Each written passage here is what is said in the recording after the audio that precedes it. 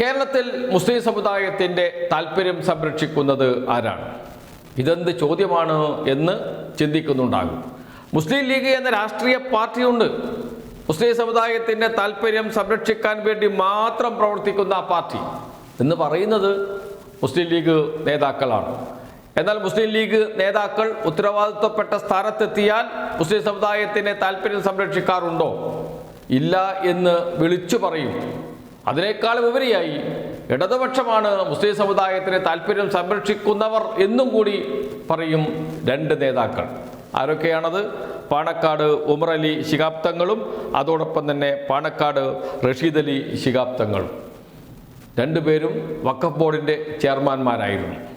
2006 VS Achuthanandan സർക്കാർ LDF സർക്കാർ കേരളത്തിൽ അധികാരത്തിൽ വരുന്ന ഘട്ടത്തിൽ വഖഫ് ബോർഡിൻ്റെ ചെയർമാനായിരുന്നു സയ്യിദ് ഉമർ അലി ശിഹാബ് തങ്ങൾ.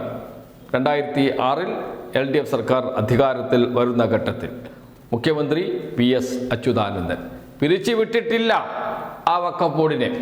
ആ വഖഫ് ബോർഡ് കാലാവധി തീരുന്നതുവരെ തുടർന്നു. ആ വഖഫ് ബോർഡ് LDF സർക്കാരിൻ്റെ കീഴിൽ വളരെ നല്ല രീതിയിൽ പ്രവർത്തിച്ചു. ഒരു ഇടപെടലും സംസ്ഥാന സർക്കാർ നടത്തിയില്ല.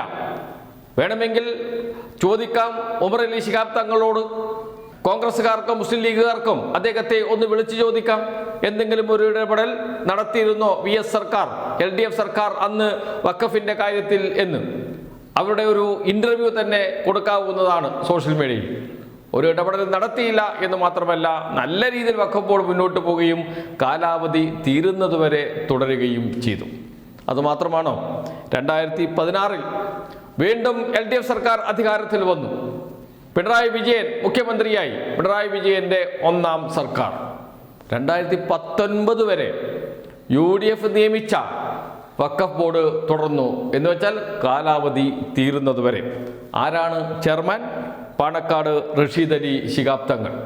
പാണക്കാട് റഷീദ് അലി ശിഹാബ് തങ്ങളോട് വേണമെങ്കിൽ ഒന്ന് ചോദിക്കാം, അന്ന് പിണറായി വിജയൻ വഖഫിൻ്റെ വിഷയത്തിൽ ഇടപെട്ടിരുന്നോ എന്ന്. വഖഫിൻ്റെ പ്രവർത്തനത്തെ തടസ്സപ്പെടുത്തുന്ന രൂപത്തിൽ എന്തെങ്കിലും പ്രവർത്തനങ്ങൾ കാഴ്ചവെച്ചിരുന്നോ എന്ന് അദ്ദേഹം മറുപടി പറയട്ടെ. അതല്ലെങ്കിൽ അദ്ദേഹത്തിന് വേണ്ടിയെങ്കിലും ഒരു ഫേസ്ബുക്ക് പോസ്റ്റെങ്കിലും വരട്ടെ. എന്തായിരുന്നു അന്നത്തെ പ്രവർത്തനമെന്ന്?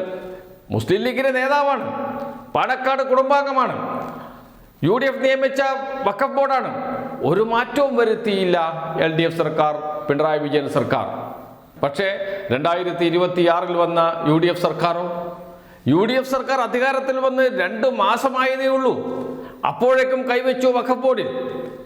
2 അമുസ്ലിങ്ങളെ ഉൾപ്പെടുത്താൻ പോലും തയ്യാറാണ്. ഞങ്ങൾക്ക് 1-2 ബോർഡ് അംഗങ്ങളെ കിട്ടണം, ചെയർമാൻ പദവിയും കിട്ടണം. ആരുടെ താല്പര്യമാണ് ഇവർ സംരക്ഷിക്കുന്നത്? മുസ്ലിം സമുദായത്തിൻ്റെ താല്പര്യമാണോ? അതല്ല BJPയുടെ താല്പര്യമാണോ? BJPയുടെ താല്പര്യമാണ് എന്നത് വ്യക്തമാണ്. 2 അമുസ്ലിങ്ങൾ വഖഫ് ബോർഡിൽ വന്നാലും ഞങ്ങൾക്ക് പ്രശ്നമില്ല, അതൊന്നും ഞങ്ങളുടെ പ്രശ്നമേ അല്ല, ഞങ്ങൾക്ക് ചെയർമാൻ സ്ഥാനം വേണം, ബോർഡ് മെമ്പർ സ്ഥാനം വേണം. ഇതാണ് മുസ്ലിം ലീഗിൻ്റെ നിലപാട്. മുസ്ലിം ലീഗിൻ്റെ മന്ത്രിക്കാണ് വഖഫിൻ്റെ ചുമതലയുള്ളത്. മുസ്ലിം ലീഗ് ശക്തമായ നിലപാടെടുത്താൽ, അമുസ്ലിം മെമ്പർമാർ വേണ്ട, അതില്ല എന്ന തീരുമാനമെടുത്താൽ ഈ സർക്കാരിനെ നോമിനേറ്റ് ചെയ്യാൻ കഴിയുമോ? ഇന്ന് കഴിഞ്ഞേക്കും. കാരണം വേണമെങ്കിൽ നിങ്ങൾ ഇറങ്ങിപ്പോയിക്കോ എന്ന് പറയും കോൺഗ്രസ് നേതാക്കൾ. എന്തുകൊണ്ട്? മുസ്ലിം ലീഗ് ഇല്ലെങ്കിലും കോൺഗ്രസ്സിന് ഭരിക്കാം, UDFന് ഭരിക്കാം. മുസ്ലിം ലീഗിൻ്റെ അംഗങ്ങൾ ഇല്ലെങ്കിലും UDF ഇതുപോലെ മുന്നോട്ട് പോകും. ആ ധൈര്യമുണ്ട് കോൺഗ്രസ് നേതാക്കൾക്ക്. നേരത്തെ അങ്ങനെ ആയിരുന്നില്ല. മുസ്ലിം ലീഗ് മുന്നണിയിൽ നിർണായക ശക്തിയായിരുന്നു. മുസ്ലിം ലീഗ് മാറിയാൽ സർക്കാർ താഴെ വീഴുമായിരുന്നു. ഇപ്പോൾ വീഴില്ല. അതുകൊണ്ട് കോൺഗ്രസ് മുസ്ലിം ലീഗിനെ ഹൈജാക്ക് ചെയ്തു, മുസ്ലിം ലീഗ് നേതാക്കളെ ഹൈജാക്ക് ചെയ്തു. ഞങ്ങൾ പറയുന്നത് പോലെ നിന്നാൽ ഇവിടെ നിൽക്കാം, ഇല്ലെങ്കിൽ നിങ്ങൾ പോകേണ്ടി വരും എന്ന്. ഇന്ന് വാർത്താ സമ്മേളനം നടത്തിയ, മുഖ്യമന്ത്രിയുടെ വാർത്താ സമ്മേളനത്തിന് മറുപടിയുമായി എത്തിയ CPIM നേതാവ് P രാജീവ് അക്കാര്യം വിശദമായി പറയുന്നുണ്ട്. 2016 അനുഭവവും 2006 അനുഭവവും അദ്ദേഹം വിശദീകരിക്കുന്നുണ്ട്. അതിനുശേഷം എന്താണ് ഇപ്പോൾ നടക്കുന്നത് എന്നും പറയുന്നുണ്ട്. ഇവിടെ എന്താണ് സംഭവിക്കുന്നത്?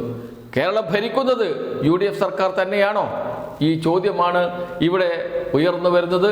എന്തായാലും ഒരു കാര്യം ഉറപ്പിച്ച് പറയാം, വഖഫ് ബോർഡ് UDF സർക്കാരിൻ്റെ കാലത്ത് പുനഃസംഘടിപ്പിച്ചാൽ ആ വഖഫ് ബോർഡിൻ്റെ കാലാവധി തീരുന്നതുവരെ ഒരു മാറ്റവും വരുത്തിയിരുന്നില്ല LDF സർക്കാർ.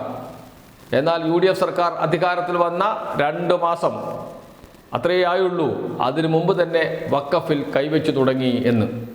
അപ്പോൾ ആരാണ് വഖഫിൻ്റെ, അതിലേക്ക് മുസ്ലിം സമുദായത്തിൻ്റെ താല്പര്യങ്ങൾ സംരക്ഷിക്കുന്നവർ?